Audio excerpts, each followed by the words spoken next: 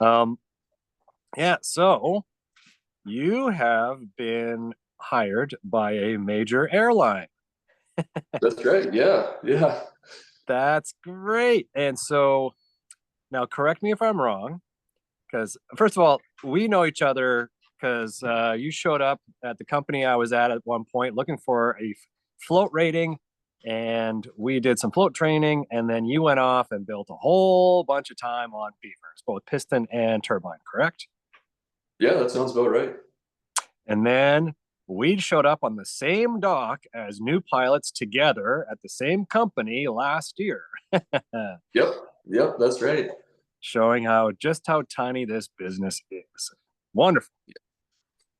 And then you went off and you did a fresh, never done before, multi IFR, correct? Yep. That's right. And applied and got hired at an airline. How wonderful. Yeah. It's been a crazy last year and a half. That's for sure. Showing that it didn't matter. It doesn't matter if you've got volunteer experience or you're got a college degree or anything. It's total time and PIC. Yep. Yeah. Sounds about right. I think actually the PIC time is really beneficial as far as hiring goes. Anyway. That is great. And what was the interview process like? Were they kind of, oh, I don't know, this whole float thing, or is it just, hey, you got lots of PIC time. You should join us. Um, I think I think I did have to interview pretty well. Um, I think my interviewers were a tad bit skeptical, just because it is a huge transition. It's crazy. Yeah. But at the end of the day, yeah, I think they recognize the value in all that PIC time I've had. And yeah, here I am. Beautiful.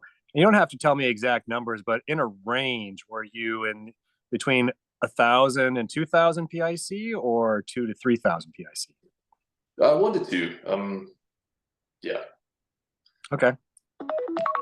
Oops.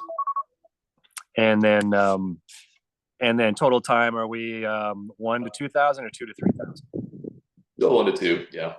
Okay, that's great. So it just shows. Oh, this is so great to hear because it just simplifies everything. Just go out there, fly a ton, get a bunch of PIC time, and then the airlines will be in there. Yep, yep, that's exactly it. Go see some stuff. Go maybe scare yourself a little bit is the terminology I've heard thrown around, Yeah. and get some experience. And you started flying right out of flight school, correct? I did, yeah. Worked on the dock for a while, but yeah, pretty much. And you and I have both noticed something particularly about West Coast baby pilots right out of flight school that they don't want to leave the West Coast, even though there is nothing but opportunity. Yeah, yeah, it's true. And on one hand, I understand it. It's a beautiful place. It's wonderful. On the other hand, you got to go where the work is, or you'll be sitting on the dock for like 4 years, and it's hard to, I know a couple of guys that just don't seem to want to leave, and I don't know. It's obviously everybody has their reasons. Maybe there's personal issues or whatever, but if you want to get started in this career, especially flying floats, you got to go where the work is, and the work is in the east. It's not on the west coast for a little time pilot.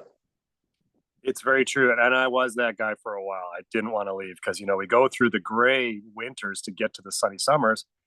And now we got to leave. But then I did it. And I kept kicking myself. Why didn't I do this earlier? There's just Yeah, exactly. so much work out there and great training, great experience. Yeah, there's, northern Canada is one of the few places remaining probably where you have to be entirely dependent on yourself. There's no other resources. There's no weather forecasting, or at least not reliable if there is.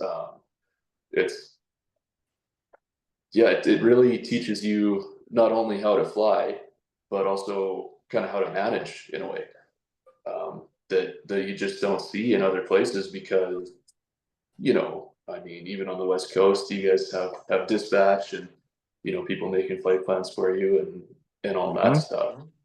Um, yeah, I think a summer or two up north is essential to a new pilot, especially on floats. The Great Canadian Tradition really works, which was start on floats, do a couple of years, again, scare yourself, Yeah, and then kind of work out all the bugs in your processes, and then go to the regionals or the airlines, and they're going to snap you up because they know that you have learned. It's captain making material. It really is. yeah. I mean, I don't know about that. I'm definitely not ready to be a captain at this point, but I'm also just fresh out of line of docs. So, Yeah, but yeah, that's not an easy job as a captain. But I think it is beneficial for sure, as opposed to I don't know. There's benefits to doing other career paths as well. Maybe they all kind of lead you to the same place, but I think that the path that me and you chose is the best one. I agree. Just get out there, start flying, and start with a PIC job too, where you got to make all the decisions because it's just gonna. There's that transition out of flight school where you throw some things out and then you realize maybe I shouldn't have thrown that out. And I should. I did that where even now I use attitude power trim when I'm leveling off in the beaver. It just works because a high time pilot reminded me of it. And I'd thrown all that stuff out before. And it just works, you know? Yeah, yep, for sure. And especially flying float planes and especially flying beavers because they are an interesting aircraft. They're slow, but they're complex and they've got quirks and they'll kill you if you let them. I mean, we both know that. Yes, we do. So I think I don't know, I think that kind of experience is valuable. I think it's something that we're unique in Canada that we actually have that opportunity to do that as low time pilots. And I think it's something that everyone should be taking advantage of.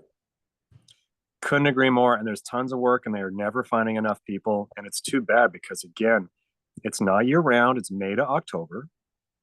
And, I've known pilots that they go to Thailand every October. They spend the winters there. I mean, you can do whatever you like. It's just go, spend the winter doing whatever the hell you want. Yep, for sure. It's, yeah, there's absolutely nothing wrong with flying floats for your entire career. It really It's isn't. great. It's a career. It's a great job. It really is. And it may be that you start on floats and after one season, like, okay, I'm doing this for one more year to build PIC time, that I'm out. Or you may be there for 10 years because you just love it. Or you may be there forever. Like this, like you can jump around because PIC and total time give you options. Yes, for sure. Yeah. Well, I couldn't be happier for you. I really am. It's a cool move that you've done, and I'm excited to see where you end up. It could be that you love the airlines. It could be that like, okay, I miss floats. I'm going back. I absolutely do miss flying floats. I really do. And I'm gonna jump at any chance I get to get back into a float plane at some point. But yeah, I'll try this whole airline thing out and see how it goes. Love it. Just love it. Well, Yeah, nobody's happier to see you succeed than me. I'm so happy to see it. It's wonderful. for sure. Yeah, it's been a long way since you gave me my float rating. Like, It's been a long road. It's great. Well, send me a photo of you in the monkey suit. I want to see you actually with those epaulets on. oh, I don't know. I'm not a huge fan of the whole Mr. Dress Up thing, I get it. to I be get it. honest. Yeah, I don't know. I don't actually have any pictures of me in the uniform because I don't know. I'm not used to wearing the whole suit and tie and all that. But I dig it. I dig it. If you ever get to a point where you're comfortable, send me a picture. okay, we'll do, John. No pressure. All right. Well, stay in touch. Let me know how things are going. And again, super happy for you. Thanks, man.